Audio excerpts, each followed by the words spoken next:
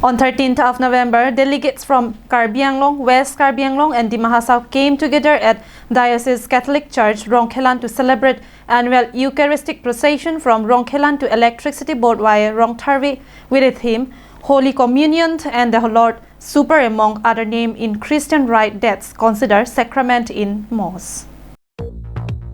To commemorate the celebration of annual Eucharistic procession, Bishop Paul Mateka, Diphu Diocese, Father John Timung, Father Thomas Maripurat, Father Jekaria Mandekathara, Father Joseph Teron, Father Anthony Inti and brother, sister and several dignitaries attended the event.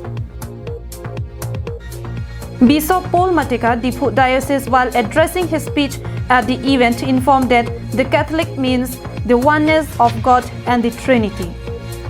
With true devotion, one and all came together to celebrate an annual Eucharist.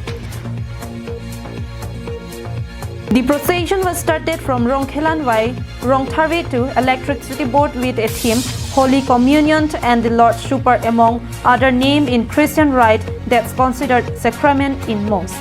As many as 3,000 devotees took part at the annual Eucharistic procession.